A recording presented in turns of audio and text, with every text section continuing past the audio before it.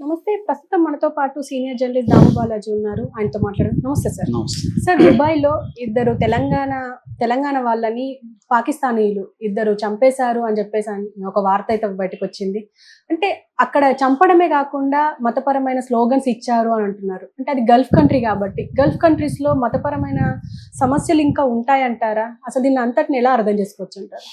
దుబాయ్‌లో ఒక దారుణమైన సంఘటన చోటు చేసుకుంది. మోడర్న్ బేకరీ అనే ఒక బేకరీ ఉంది. ఆ బేకరీలో ఇటు తెలంగాణ వాళ్ళు ఎక్కువ పనిచేస్తున్నారు. తెలంగాణ నుంచి వెళ్ళిన హిందువులు, భారతీయులు పనిచేస్తున్నారు. అట్లాగే పాకిస్తానీ నుంచి వచ్చిన వాళ్ళు కూడా అక్కడ పనిచేస్తున్నారు. అది ప్రధానంగా వాళ్ళు ఎక్కువగా తినే బ్రెడ్ కుబూస్ అంటారు దాన్ని. ఆ కుబూస్ అనే బ్రెడ్ తయారు చేస్తారు అక్కడ ఎక్కువగా ఆ బేకరీలో. అంటే అది చైన్ బేకరీస్ అనమాట. అంటే వాళ్ళది ఇక్కడ ఫ్యాక్టరీ ఉంటుంది, అక్కడక్కడ బేకరీ అవుట్లెట్స్ ఉంటాయి. ఫ్యాక్టరీలో కూడా పనిచేస్తారు. ఇది ప్రధానంగా కుబూస్ అనే ఒక బ్రెడ్ని తయారు చేస్తుంది. ఇక్కడ మొన్న యాక్చువల్గా జరిగి కూడా 10 రోజుల పైన అయిపోయింది. ఇలా ఈ మంత్ 11న జరిగింది ఇది. కానీ లేటుగా బయటకు వచ్చింది. ఎందుకంటే దుబాయ్ అధికారులు దీన్ని బయట పెట్టలేదు, లేటుగా బయటకు వచ్చింది. దానికి కారణాలు ఏంటి అవన్నీ నేను తర్వాత చెప్తాను. ఇండియన్ ఎంబసీ కానీ వీళ్ళు కూడా దీని పట్ల ఇమ్మీడియట్గా స్పందించలేదు. మన దేశంలో ఉండే బీజేపీ కానీ మీడియా కూడా దీన్ని చేయలేదు. మెల్లమెల్లగా ఇది వైరల్ అయింది. ఇప్పుడు ఇది పైగా తెలంగాణ కాబట్టి ఇక్కడ తెలుగు మీడియా కూడా దీని మీద ఫోకస్ చేయడం మొదలుపెట్టింది. ఆల్రెడీ బండి సంజయ్ కావచ్చు, కిషన్ రెడ్డి వీళ్ళంతా కూడా ఎంటర్ అయ్యారు. ఏం జరిగింది అసలు, ఎందుకు జరిగింది, నేపథ్యం ఏంటి, పాకిస్తానీలకి ఇండియన్స్కి మధ్య గల్ఫ్ కంట్రీస్లో గొడవలు ఏమైనా ఉన్నాయా? గల్ఫ్ కంట్రీస్ అన్నీ కూడా ముస్లిం డామినేటెడ్గా ఉంటారు కాబట్టి సో అక్కడ హిందువులకి రక్షణ ఏ స్థాయిలో ఉంది, ఈ విషయాల గురించి మనం మాట్లాడుకుందాం. సో అసలు ముందుగా ఏం జరిగిందంటే ఇక్కడ ఆ వ్యక్తి పేరు, చంపిన వ్యక్తి పేరు ఇప్పటి వరకు బయట రాలేదు. పాకిస్తానీ అతను మాత్రం, పాకిస్తాన్ అంటే జనరల్గా ముస్లిం ఉంటారు కాబట్టి పాకిస్తానీ ముస్లిం అని మనం అనుకోవచ్చు. సో పాకిస్తానీ ముస్లింకి ఇక్కడ తెలంగాణ వాళ్ళకి మధ్య గత కొంతకాలంగా గొడవలు జరిగాయి. అది ప్రధానంగా ఏంటంటే రంజాన్ సందర్భంగా ఇఫ్తార్ విందు ఇస్తున్నప్పుడు వీళ్ళు హోలీ జరుపుకుంటుంటే అప్పుడేవో గొడవలు వచ్చాయని, అంటే వీళ్ళు కూడా హోలీ టైంలో వీళ్ళు హిందూ మతపరమైన స్లోగన్స్ ఇవ్వడంతో వాళ్ళు అబ్జెక్ట్ చేశారని, మేము ఇక్కడ ఇఫ్తార్ జరుపుకుంటుంటే మీరు ఎలాగ వచ్చి మా దగ్గర స్లోగన్స్ ఇస్తారని వాళ్ళు అన్నారని, ఇలాగా కొంత గొడవలు అప్పుడే స్టార్ట్ అయినాయని. దాని తర్వాత మొన్న జరిగింది ఇమ్మీడియట్గా ఈ హత్య దారి తీయడానికి ఏంటంటే వక్ఫ్ బిల్లు మీద ఒక డిస్కషన్ జరిగిందని, హిందువులకి ముస్లింలకి అక్కడ ఉన్న వాళ్ళు, పాకిస్తానీలకి ఇండియన్స్కి వక్ఫ్ బిల్లు మీద ఒక గొడవ జరిగింది. ఆ గొడవలో అతను ఆవేశంతో కత్తి తీసుకొని ఒక అతన్ని తల నరికేశాడు. ఇంకొక అతన్ని గుండెల్లో పదే పొడిస్తే చనిపోయాడు. ఇంకొక అతను కూడా ఇద్దరు సీరియస్గా గాయపడ్డారు. బట్ వాళ్ళ ప్రాణం అయితే పోలేదు. సో ఇద్దరు తెలంగాణ వాళ్ళు చనిపోయారు. సో అతన్ని అయితే అరెస్ట్ చేశారు, జైల్లో పెట్టారు ఆ పాకిస్తాన్ అతన్ని. ఈ బేకరీ యాజమాన్యం కూడా ఈ విషయాలను ఎక్కడ బయటికి చెప్పొద్దని మిగతా వర్కర్స్ని కూడా సీరియస్గా కంట్రోల్ చేశారు. వాళ్ళు కూడా ఉద్యోగం పోతుందని భయపడి చేయలేదు. అయితే వీళ్ళ బంధువులు, ఈ చనిపోయిన వాళ్ళ బంధువులు మాత్రం దీన్ని అక్కడున్న బంధువులు కావచ్చు, ఫ్రెండ్స్ కావచ్చు, వాళ్ళు వీళ్ళకి ఇంటిమేట్ చేశారు. ఇలాగా ఇది బయటికి వచ్చింది. దాని తర్వాత మన ఎంబసీ కూడా ఇప్పుడు అక్కడ ఎంబసీని కాంటాక్ట్ చేస్తున్నారు. దీనికి సంబంధించి న్యాయం జరగాలనేది డిమాండ్ చేస్తున్నారు. సో వీళ్ళు ఎవరు అంటే అష్టపు ప్రేమ్ సాగర్, ఈయనకి 35 ఏళ్ళు, వీళ్ళది నిర్మల్ జిల్లా. ఈ అష్టపు ప్రేమ్ సాగర్కి 12 ఏళ్లకు ముందు పెళ్ళయింది ప్రమీల అనే ఆమెతో. వీళ్ళకి 2 ఆడపిల్లలు, విఘ్న అండ్ సహస్ర పుట్టి నాకు ఈయన చూడలేదు యాక్చువల్గా. ఇతను ఏంటంటే 2006లో దుబాయ్ వెళ్ళాడు, అక్కడ నుంచి పనిచేస్తున్నాడు. అయితే 2 ఏళ్లకు ముందు ఒకసారి వచ్చి ఇక్కడ కొంతకాలం ఉన్నాడు. ఉన్నప్పుడు ఆమె ప్రెగ్నెంట్ అయింది, భార్య. ప్రెగ్నెంట్ ఉన్న స్టేజ్లోనే బిడ్డ పుట్టక ముందే వెళ్ళిపోయాడు ఆయన. సో దాదాపు 2 ఏళ్ళు అయింది బిడ్డను చూసి. ఇప్పుడు చూద్దాము, బయలుదేరదాము అని, త్వరలో వస్తాను నేను ఇంటికని మొన్ననే ఫోన్ చేశాడు ముందు రోజు భార్యకి. భార్య ప్రమీలకి హెల్త్ ఇష్యూస్ కూడా ఉన్నాయి. సో ఆమెకు కూడా ధైర్యం చెప్పాడు, నేను వస్తున్నాను, కొద్ది రోజులు ఉంటాను, నేను అన్ని సాల్వ్ చేసి వెళ్తాను, ఆ పాపను కూడా చూడాలని ఉంది, నాకు వీడియోల్లో చూడడం తప్ప ప్రత్యక్షంగా చూసి ఎత్తుకోవాలని ఉంది, ఇవన్నీ ఆయన చెప్పాడని చెప్తున్నారు. అలాగే తను చంపక ముందు కూడా ఇతను వేడుకున్నాడని, నాకు 2 ఆడపిల్లలు ఉన్నారు, ఒక ఆడపిల్ల ముఖం కూడా నేను చూడలేదు, దయచేసి నన్ను చంపొద్దు అని వేడుకున్నాడు, అయినా అతను వినలేదనేది కూడా ఒక వార్త వస్తుంది. రెండవ వ్యక్తి శ్రీనివాస్. ఇతను నిజామాబాద్ దగ్గర జగిత్యాల జిల్లా అవుతుంది, ధర్మపురి మండలం దమ్మన్నపేట. ఈ శ్రీనివాస్ది స్వర్గం శ్రీనివాస్ ఇతని పేరు.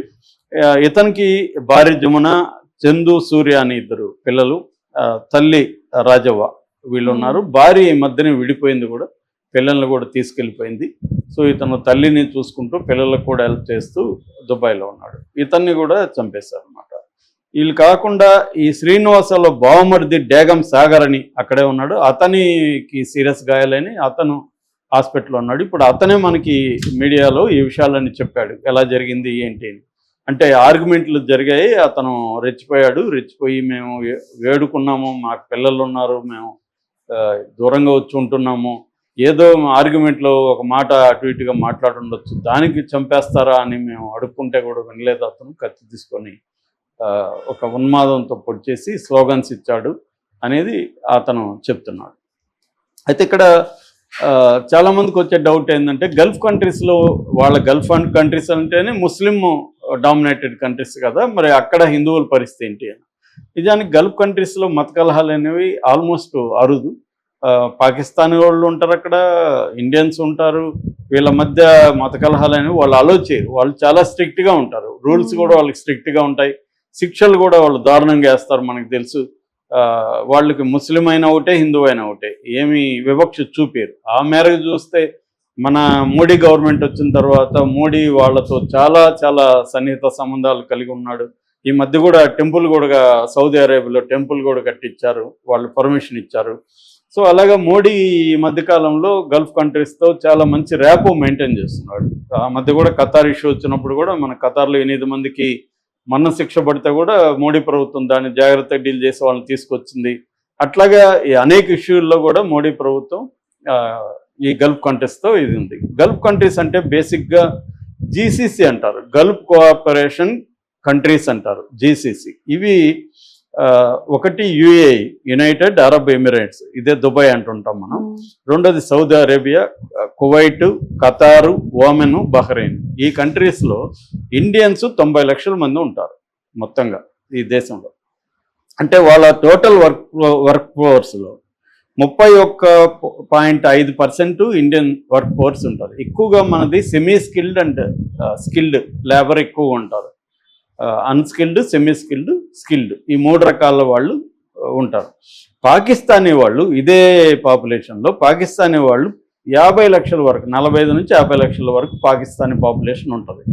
వర్క్ ఫోర్స్లో 10.8% మాత్రమే పాకిస్తానీ వాళ్ళు ఉంటారు. ఎందుకంటే పాకిస్తాన్ జనాభా మన దేశంతో పోలిస్తే చాలా తక్కువ కాబట్టి వాళ్ళు తక్కువ ఉంటారు. కాకపోతే మన ఇండియన్ ఎకనామీ కంటే పాకిస్తాన్ ఎకనామీ అతి ఘోరంగా ఉంటుంది కాబట్టి వాళ్ళ దేశం నుంచి వలసలు అయితే ఎక్కువ ఉంటాయి. సో క్రైమ్ రేట్ ఎలా ఉంది వీళ్ళల్లో అని చూసుకున్నప్పుడు పాకిస్తానీ వాళ్ళల్లో క్రైమ్ రేట్ ఎక్కువే ఉంది. ఫర్ ఎగ్జాంపుల్ ఒక సింపుల్ లెక్క చెప్తాను నేను. ఈ యుఏ ఇప్పుడు జరిగిన దుబాయ్ జైళ్ళలో పాకిస్తాన్ వాళ్ళు ఎంతమంది ఉన్నారు, ఇండియన్స్ ఎంతమంది ఉన్నారు అని చూస్తే పాకిస్తానీ వాళ్ళు 5,292 మంది ఒక యుఏఈ జైళ్ళల్లో ఉన్నారు. ఇండియన్స్ 1966 మంది ఉన్నారు. అంటే ఇండియన్ పాపులేషన్కి ఎక్కువ ఉండాలి. పెర్ క్యాపిటల్ క్రైమ్ అంటారు. పెర్ క్యాపిటల్ క్రైమ్ అనేది పాకిస్తానీ వాళ్ళకి ఎక్కువ ఉంది. దానికి కారణాలు కూడా ఉన్నాయి. వాళ్ళకి కల్చరలీ ప్రాబ్లమ్స్ ఉన్నాయి, వాళ్ళ పేదరికం ఉంది, వాళ్ళ ఫ్రస్ట్రేషన్ ఉండొచ్చు, రకరకాల కారణాలతో వాళ్ళ దీంట్లో క్రైమ్ రేట్ అనేది అక్కడ ఎక్కువ ఉంది. కానీ ఇండియన్స్ మీద పాకిస్తానీ చేసిన క్రైమ్స్ ఆల్మోస్ట్ లేవు. ఇదేదో ఒక రేర్ సంఘటన. దాన్ని మనం జనరలైజ్ చేసి పాకిస్తాన్ వాళ్ళు ఇండియన్స్ మీద అక్కడ దాడి చేసి వస్తున్నారని చెప్పడం కరెక్ట్ కాదు. ఇది మామూలు సంఘటన, ఎవరో ఒక ఇండివిజువల్కి సంబంధించిన సంఘటన తప్ప అక్కడ దీని తర్వాత కూడా పాకిస్తాన్ వాళ్ళంతా ఇండియన్స్ మీద దాడి చేసేయడము, ఇండియన్స్ వెళ్ళి వాళ్ళు గొడవలు పడడం అనేది లేదు. ఎందుకంటే దుబాయ్లో చాలా సీరియస్గా స్ట్రిక్ట్ లాస్ ఉంటాయి. వాళ్ళ పాస్పోర్ట్లు కూడా అక్కడ దాని ఏమంటారు, కఫాలా సిస్టమ్ అంటారు. కఫాలా సిస్టమ్ అంటే ఇక్కడ నుంచి ఒక జాబ్ చేయడానికి వెళ్తే పాస్పోర్ట్ వాళ్ళ ఓనర్ దగ్గరికి వెళ్ళిపోతుంది. వాళ్ళ ఓనర్ దగ్గరే అన్నీ ఉంటాయి హక్కులు. ఓనర్ ఇస్తేనే దాన్ని కఫాలా సిస్టమ్ అంటారు.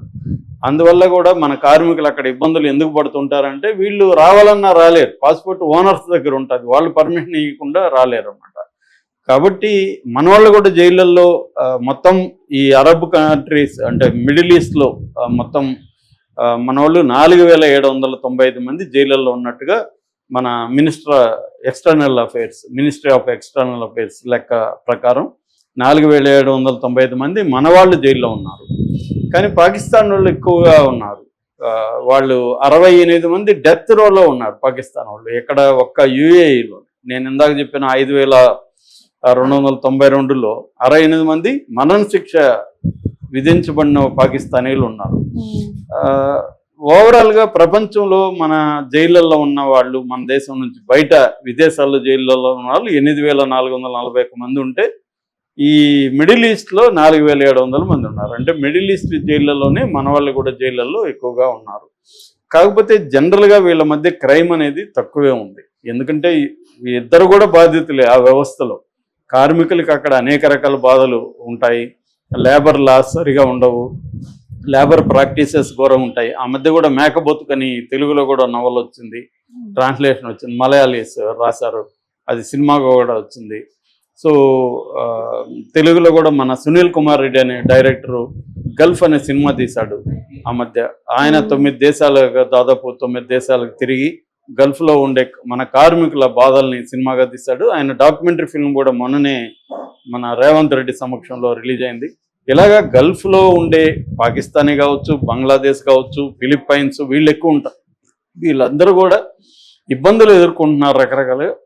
అయినా కూడా అక్కడి నుంచి మనకి డబ్బులు కూడా ఎక్కువే వస్తుంది.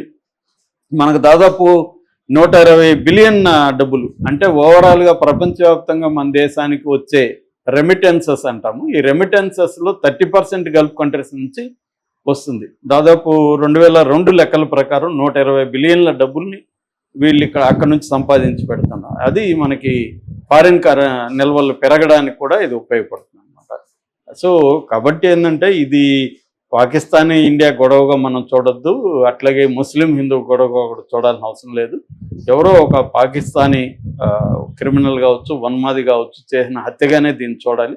అందుకనే బీజేపీ వాళ్ళు కూడా ఎక్కడ ఆచితూచే వ్యవహరిస్తున్నారు తప్ప దీని పట్ల ఇదిగా స్పందించట్లేదు. ఇక్కడ బండి కానీ లేకపోతే ఇక్కడ లోకల్గా బీజేపీ నాయకులు కూడా దీన్ని హిందూ ముస్లిం గొడవగా వాళ్ళు మాట్లాడట్లేదు, ఇండియన్ పాకిస్తానీ గొడవగా కూడా మాట్లాడట్లేదు. ఒక దుబాయ్లో జరిగిన ఒక దురదృష్టకరమైన సంఘటన, దీని మీద సీరియస్గా తీసుకొని శిక్షలు వేయాలనేది. శిక్షలు ఎలాగో ఖచ్చితంగా వేస్తారు, అక్కడ దారుణంగా ఉంటాయి. 30-40 ఏళ్ళు సింగిల్ సెల్లో ఉండేవాళ్ళు చాలామంది ఉంటారు అక్కడ. ఒక్కసారి జైలుకి వెళ్తే నరకం ఉంటుంది అక్కడ. కాబట్టి అదే అయితే ప్రాబ్లం లేదు. రెండవది ఆ బాడీస్ని తీసుకురావడానికి కూడా వీళ్ళు ట్రై చేస్తున్నారు. అట్లాగే వీళ్ళకి ఏమన్నా ఫ్యామిలీస్కి హెల్ప్ చేయడానికి కూడా